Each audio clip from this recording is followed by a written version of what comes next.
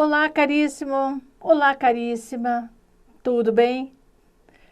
Eu sou a professora Noeli Landarim, trabalho aqui no Aprova com língua portuguesa, redação oficial, e me incumbiram de conversar com você que está começando a fazer concurso público. O que é interpretação de texto nos concursos? Então, esse curso que nós vamos dar de 8 encontros é para falar tudo relativo a texto, tipologia, como é que se lê, quais são os dados importantes, como é que se lê tira, charge, sabe? Vamos falar sobre vários assuntos, coesão, coerência, que está ligado ao texto e que pode auxiliar, inclusive, na hora de fazer a redação, sabe? Coisas interessantes que você precisa saber. Então, fica bem tranquilo que a gente vai tentar abrir o teu caminho. Primeiro, tirar esse fantasma que se cria em torno da língua. Não, português é a língua mais difícil de todas do mundo. Bobagem, não é?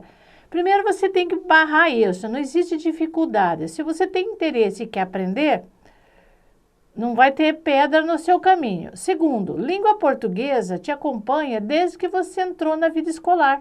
Desde bebê, quando você entrou lá nos primeiros anos, quando a professora começou a ensinar as primeiras palavras, a soletrar, a escrever, a montar frases, a procurar dicionário, contar história. A língua está presente aí. Você diz bom dia, você acorda falando português, você lê tudo escrito em língua portuguesa. Então, a gramática está internalizada. E eu digo para você uma dica bem interessante. Para melhorar o teu desempenho na área de interpretação de texto, você tem que ler de tudo um pouco. Ah, mas eu gosto mais da parte esportiva, gosto mais de assuntos ligados à economia. Então, você veja, você lê então trechos dos jornais, das revistas, da internet, pequenos trechos. Tenta ler e conversar com outra pessoa que você leu para ver se você entendeu e multiplicar. Sabe quando você lê uma reportagem, por exemplo, eu assino a Veja, a revista Veja há muitos anos. Quando chega a revista, eu abro, primeiro eu pego as notícias mais curtas, que eu estou com pressa, sempre eu estou lendo, correndo. Aí eu leio, e já em seguida eu sento na mesa na hora do almoço, na hora que eu me reúno com a família. Eu li uma reportagem na Veja que comenta sobre isso, passa os dados, passa a informação. Daí, às vezes, eu não entendo bem um texto, por exemplo. Aí outras pessoas leem. Ou meu filho lê o texto. Mãe, eu li na Veja sobre isso. Acho que, eu acho que está meio equivocada a tua informação aí, porque o texto não diz isso. Então, quando a gente começa a discutir com as pessoas, a ler, a trocar informações, espero que a pessoa tenha lido, desenvolve a habilidade de interpretar. Até um simples bilhete, até mensagem de internet, tudo, gente, é ler e interpretar. Porque não adianta, existem duas leituras. Você já ouviu falar do analfabeto funcional? O analfabeto funcional é aquele que decodifica o código da língua. Lê como se estivesse sendo alfabetizado, mas não apreende a informação, não entende o conteúdo, não consegue chegar à mensagem do texto. E para isso, você tem que começar com textos fáceis, até de tiras, porque você sabe que atrás das tiras tem a ironia, né? Tem ironia, às vezes ela tem tom jocoso, às vezes a tira é humorística. Então, a partir daí, você vai desenvolvendo essa habilidade, ler de tudo um pouco. Porque quem não tem contato com a palavra, quem só ouve, nunca lê nada, quando vai pegar um primeiro texto, não entende nada. Nas turmas presenciais, eu fui fazer, trabalhar exercício de interpretação, mas textos mais simples, de nível até fundamental, médio e superior, para começar lentamente. Então, lendo um texto que me parecia tão claro, tão simples, eu perguntava para a turma, vocês entenderam? Não. Nada? Não. Quer dizer, sabe aquela história de que a mãe vai contar a história para o filho? Lê junto, explica a história, é isso que faltou na vida das pessoas. É sentar, é conversar e discutir sobre aquele tema. Aí tem que você ler e contar o que você leu, qual é a mensagem. E isso você tem que depreender do texto na hora de fazer um concurso público. Porque toda prova tem concurso público, e todo concurso público tem língua portuguesa, e na língua portuguesa tem texto. Não tem como você montar questões sem se basear no texto. Entendeu? As questões gramaticais são tiradas do texto, você tem que levar em consideração a parte da sintaxe para poder cobrar o verbo, a concordância, a regência, a pontuação, tudo. Tudo bem? Então, eu vou fazer assim, nós vamos começar. Primeiro, tipos e gêneros textuais. O que a gente tem que aprender sobre isso? Existem os tipos, existem os gêneros. Eu vou ler e discutir. Nossa aula é lendo e comentando. É isso que eu quero que você faça. Ler e comentar o que você lê. Veja o que eu trouxe para você. Aqui, ó. Tipos e gêneros textuais são duas categorias. Um pouquinho. São duas categorias diferentes de classificação textual. Então, olha só. Gêneros são textos que exercem uma função social específica, ou seja, ocorrem em situações cotidianas de comunicação e apresentam uma intenção comunicativa bem definida. Então, o gênero é o que o texto é. A tipologia, a gente aprofunda as características do texto, a parte gramatical do texto, a estrutura do texto, a mensagem. Gênero textual, o que é esse texto que você leu? Ah, esse é um conto. Isso é uma novela, isso é uma crônica, esse é o gênero do texto. Descritivo, narrativo, tudo bem. Dentro do gênero narrativo, aí você tem o conto, a crônica, a novela, o romance, certo? É isso que esses são os gêneros. Então veja aqui, ó, a lenda, a novela, a crônica, a notícia, o ensaio, a resenha, o editorial, monografia, tudo isso é gênero. Uma reportagem, um relatório científico, um relato histórico, um relato de viagem, uma carta, um e-mail, o abaixo-assinado, o artigo de opinião, um diário, uma biografia, uma entrevista, o currículo, o verbete de dicionário, uma receita, um regulamento e vai além. Tudo que tem uma mensagem. Então, para ter texto existe, olha, existe o emissor e o receptor, existe um código, existe um canal de comunicação. Então, quando se processa a mensagem, existe um texto. O que a gente fala texto é tecido de palavras, certo? Então, daí, qual é o gênero desse texto? Ah, isso aqui é um bilhete para empregado, isso aqui é um texto do e-mail. Ah, isso aqui é uma biografia, isso aqui é uma referência bibliográfica. Isso aqui é uma receita de bolo. Ah, isso é um poema. Isso aí é o gênero. Tudo bem? Vamos à frente. Agora vamos ver os tipos textuais. São modelos abrangentes e fixos que definem e distinguem a estrutura e os aspectos linguísticos de uma narração, descrição, dissertação, explicação. O termo tipologia textual, outra nomenclatura possível, designa uma sequência definida pela natureza linguística de sua composição, ou seja, está relacionado com questões estruturais da língua, determinadas por aspectos lexicais, sintáticos, relações lógicas, tempo verbal. Daí, objetivamente, dizemos que o tipo textual é a forma como o texto apresenta-se. Certo? A forma, o que tem no texto, isso é tipologia textual. O gênero que o texto é, como ele se apresenta, é o tipo a tipologia textual. Então, veja, ó, podem variar entre 5 e 9 tipos, contudo, os mais estudados, exigidos nas diferentes provas de vestibular e concurso do Brasil são a narração, a dissertação, a descrição, a injunção, a exposição. Eu digo assim, para a interpretação de texto. Para a redação, para escrever, eles pedem dissertação. Mas nas questões de dissertação, de interpretação, exige muito a narrativa, que conta a história, a descrição, certo? Dissertação também. Então, veja só, as formas de expressão escrita podem ser classificadas em formas literárias, como as descrições e narrações, e não literárias, como as dissertações e as redações técnicas. Literatura conta a história, conto, novela, crônica, e a não literária, que é aquela que vai fazer uma reflexão sobre um assunto, sobre um tema, que é a dissertação. Então, vamos ver características de uma descrição, para você aprender bem. Olha só, a descrição tem por objetivo descrever objetiva ou subjetivamente coisas, pessoas ou situações. Descrever é representar o objeto, uma cena, um animal, uma pessoa, por meio de palavras.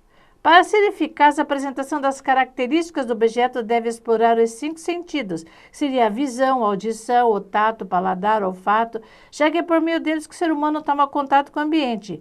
A descrição resulta da capacidade que o indivíduo tem de perceber o mundo que o cerca.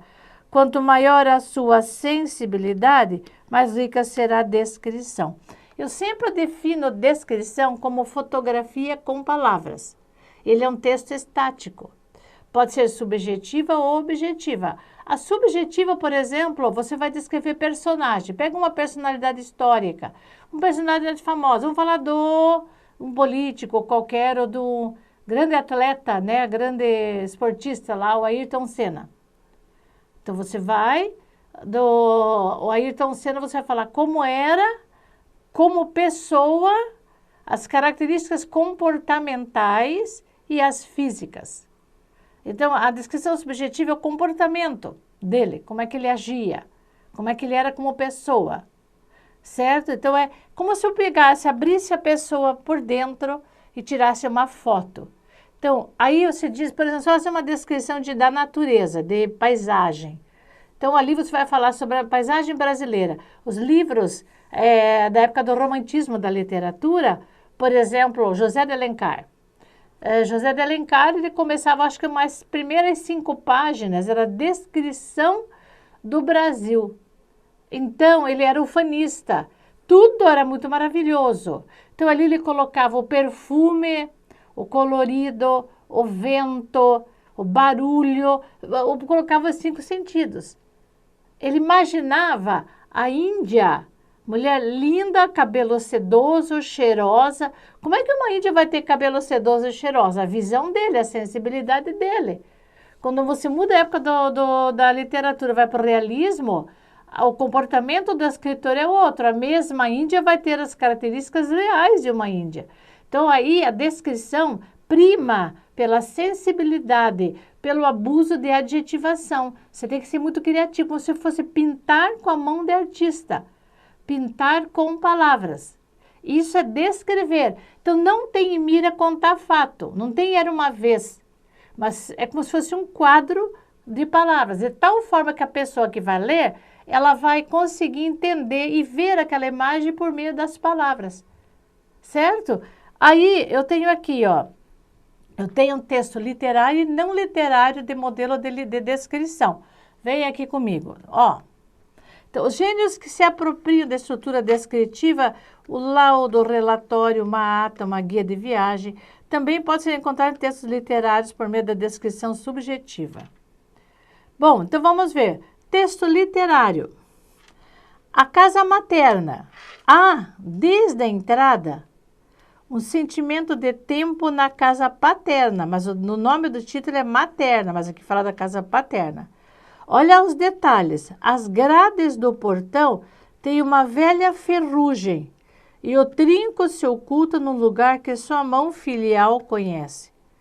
O jardim pequeno parece mais verde e úmido que os demais, com suas palmas, tinhorões e samambaias, que a mão filial fiel a um gesto de infância desfolha ao longo da haste. É sempre quieta a casa materna, mesmo aos domingos, quando as mãos filiais se pousam sobre a mesa farta do almoço, repetindo uma antiga imagem. Há um tradicional silêncio em suas salas e um dorido repouso em suas poltronas. Bem, a imagem paterna persiste no interior da casa materna. Olha que imagem bonita, seu violão dorme encostado junto à vitrola. Seu corpo como que se marca ainda na velha poltrona da sala e como se pode ouvir ainda o brando ronco de sua cesta dominical. Ausente para sempre da casa materna, a figura paterna parece mergulhá-la docemente na eternidade, enquanto as mãos maternas se fazem mais lentas e mãos filiais mais unidas em torno da grande mesa, onde já vibram também vozes infantis. Nossa! Então, a figura paterna acabou ficando, pode até imaginar na poltrona, a marca do pai que hoje não está a mãe cansada com os filhos em torno e daqui a pouco aparecem os netos, o barulho dos netos. Então, gente, a imagem, olha só, o violão dorme encostado junto à vitrola.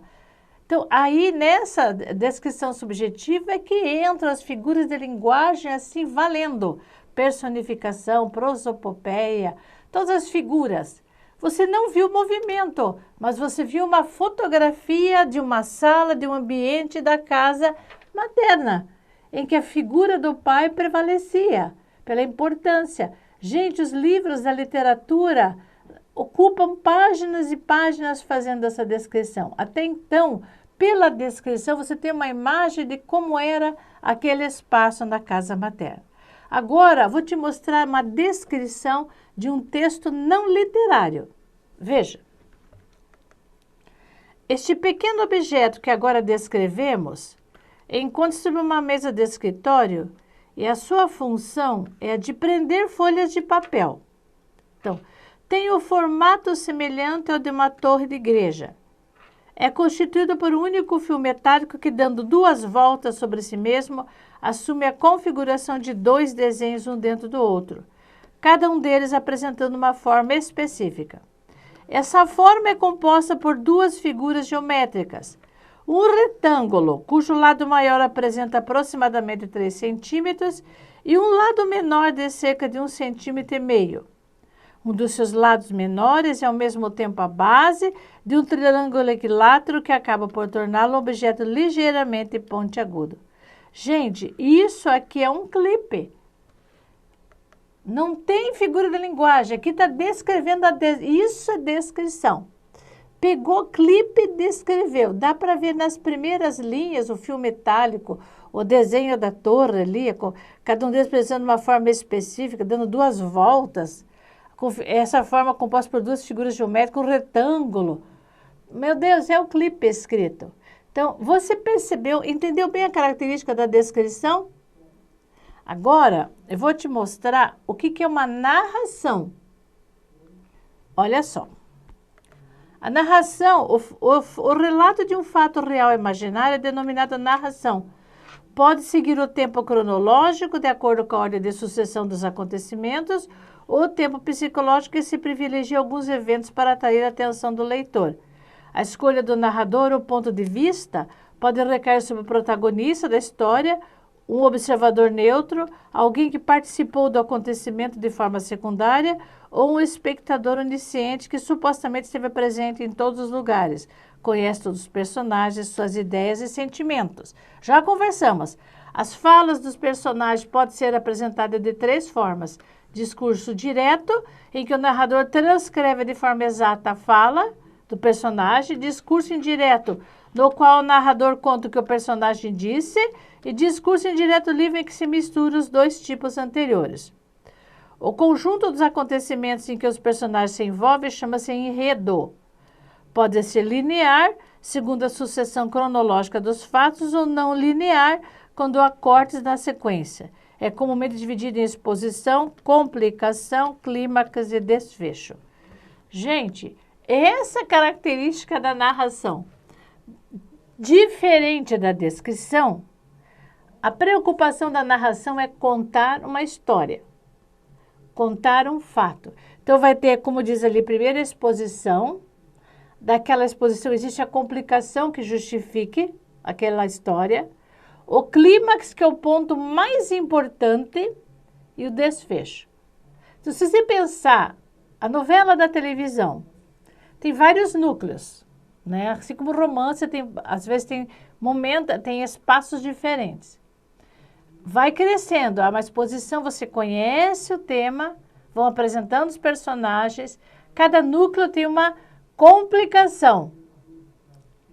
Quando chegam os capítulos finais, a última semana, os conflitos vão se resolvendo. Quem tem que casar, casa, quem tem que morrer, morre, quem tem que viajar, vai embora. Então, daí é o clímax, que é a parte mais importante, que é o auge, que ninguém perde. E normalmente é o último capítulo, ou o penúltimo e último capítulo, que daí tudo se resolve e o desfecho acaba.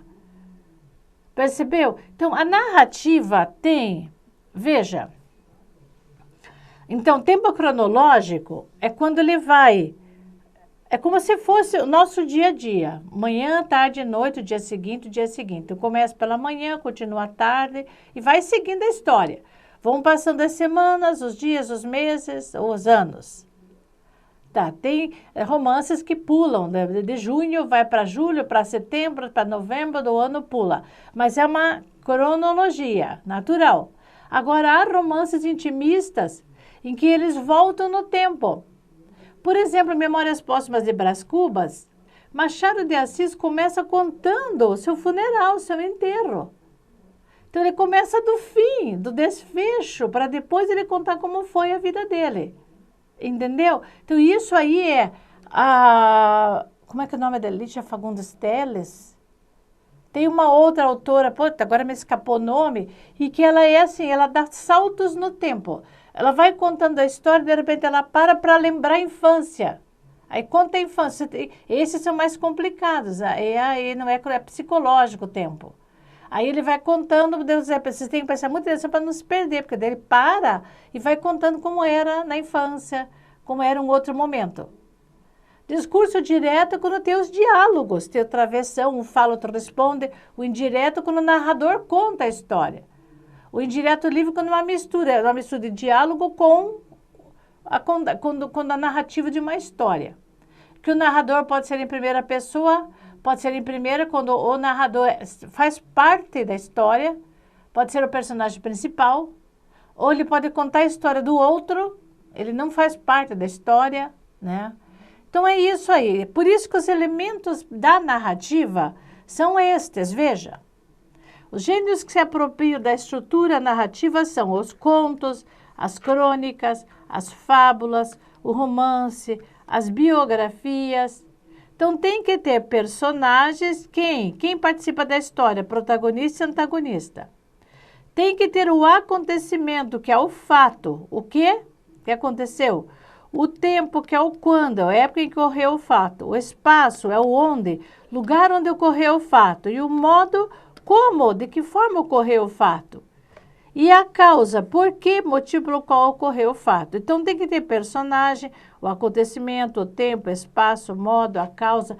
Tudo isso está envolvido na narrativa. Mas, veja, um boletim de ocorrência, ele vai narrar o que aconteceu. É uma narrativa, certo? Então, no boletim de ocorrência, uma notícia de jornal, quando vai contar, aconteceu um acidente, desabamento de um prédio na cidade de São Paulo, ponto. Agora, veja bem, normalmente as narrativas, elas vêm misturadas com detalhes descritivos. Né? Por exemplo, você vai falar, houve um acidente na esquina das Marechais, aqui em Curitiba tem a Marechal. Deodoro, esquina com a Marechal Floriano. Ali dá muito acidente. Então, veja só. Houve um acidente envolvendo 2 veículos na esquina das Marechais da cidade de Curitiba. Os veículos ficaram totalmente destruídos. Quando você começa a dar esse acidente fez vítimas, uma delas fatal. Eu estou fazendo coisa triste aqui.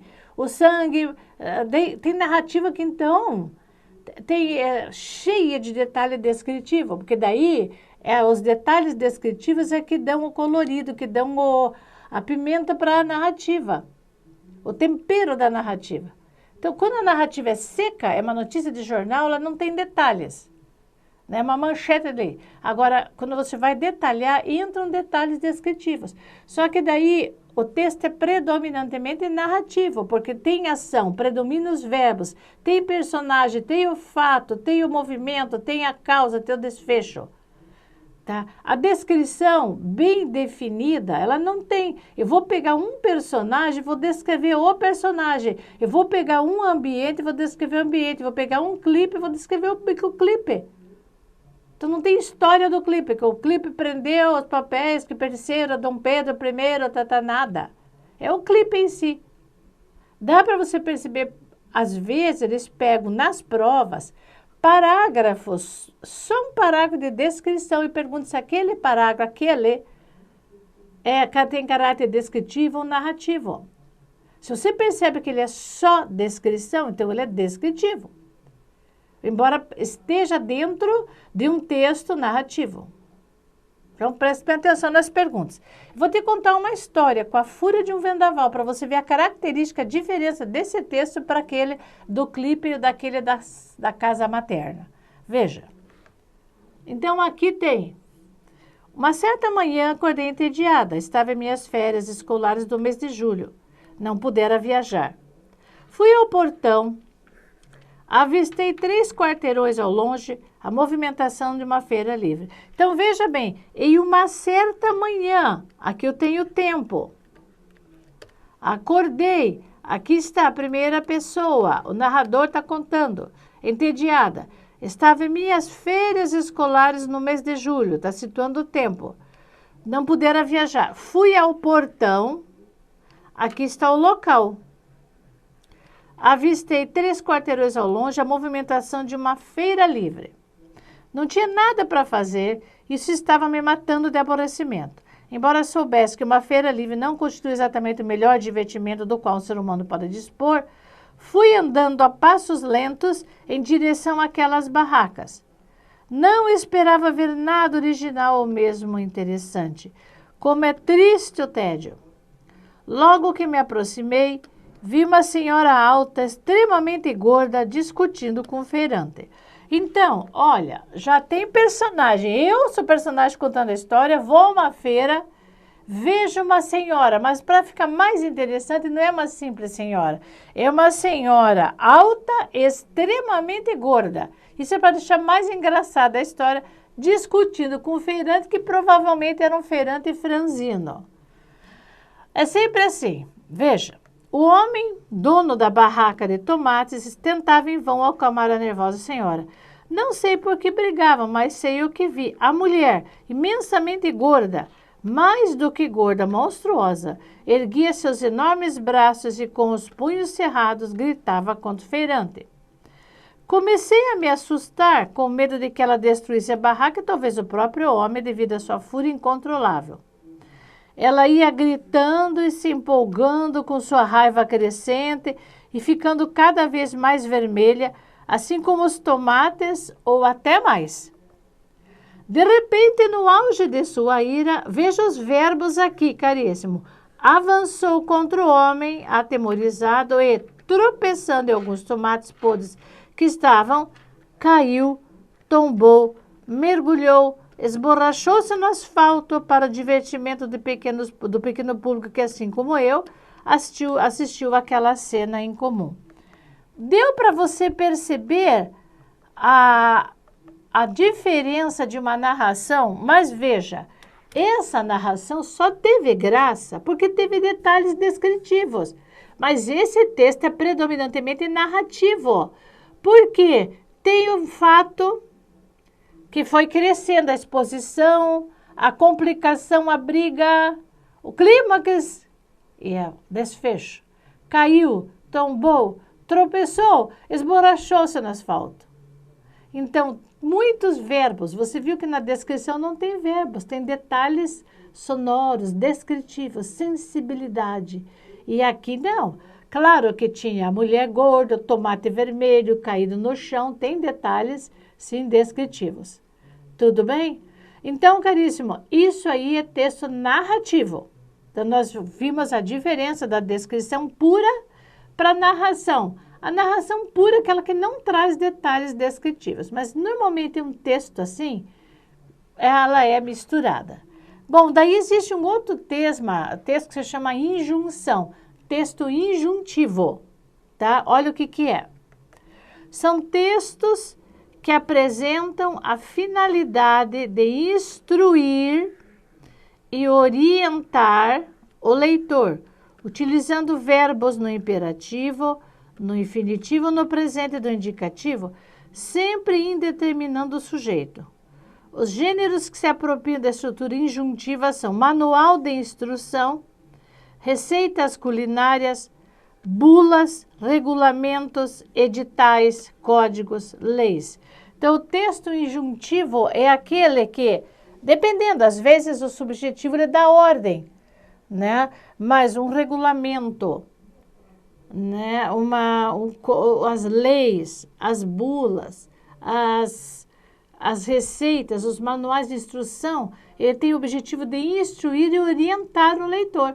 Mas tudo na terceira pessoa, não é conversando com o leitor, mas orientando o que fazer. Esse é o texto injuntivo. Quer ver um exemplo? Com a finalidade de compensar as possíveis irregularidades do piso, o seu freezer possui, na parte inferior dianteira, 2 pés nivelados para um perfeito apoio no chão. Manual de instrução. O manual, esse texto aqui, inclusive, ele confunde também com o texto descritivo, porque você está descrevendo, ele tem 2 funções, você veja. Se colocasse uma opção na tua prova, se esse texto é narrativo, injuntivo, dissertativo, apelativo ou expositivo, você falaria que é injuntivo. Mas se a palavra injuntivo, injunção não aparecesse e aparecesse o termo descritivo, você poderia considerar descritivo. Porque agora é uma nomenclatura moderna. Antigamente só tinha 3 tipos básicos. A descrição, a narração e a dissertação. Agora criaram outros tipos, certo? Então tá aí, caríssimo. Esse o manual de instrução, a princípio, é para ser um texto injuntivo. Daí tem quer ver um outro exemplo? Bolo de cenoura. Olha só. Massa, 3 unidades de cenoura picada, 3 unidades de ovo, 1 xícara de óleo, 3 xícaras de farinha, 2 de açúcar, fermento em pó, meia xícara de leite, 5 colheres de achocolatado em pó, 4 colheres de açúcar e 1 de margarina. Coloque os ingredientes no liquidificador e acrescente aos poucos a farinha. Leve para assar em uma forma untada, depois de assado, cubra com a cobertura. A cobertura misture os ingredientes e leve ao fogo e deixe ferver até engrossar. Então, a massa e a cobertura. Aliás, é o bolo mais sem vergonha, mais simples que tem. Eu, em vez de colocar, eu coloco laranja, suco de laranja nesse texto. Tá? Então, ali, uma delícia você misturar laranja com cenoura e fazer o bolo. Ele fica molhadinho. Eu adoro fazer bolo. Então, caríssima, tá aí, ó. Uma receita é um texto injuntivo que está passando uma instrução de como fazer um bolo. Então, leis, te dá instrução, o código de lei, tudo isso é um texto injuntivo. Aí, te instrui e pede que você cumpra, né? Porque a lei deve ser cumprida. Assim, caríssima, essa primeira aula é Tipologia 1. Eu queria só falar para vocês a importância da interpretação dos concursos, que sempre há, e daí depois a gente vai dar mais algumas dicas sobre como ler os textos, tudo bem? Vai ter a Tipologia 2, que seria a próxima aula. Muito obrigada pela sua atenção, espero que você tenha aproveitado, entendido e gostado da aula, porque meu objetivo é desmistificar essa grande complicação que se cria em torno das provas de língua. Não é bem assim, é bem tranquilo. Grande abraço, caríssimo, e até a próxima. Tchau!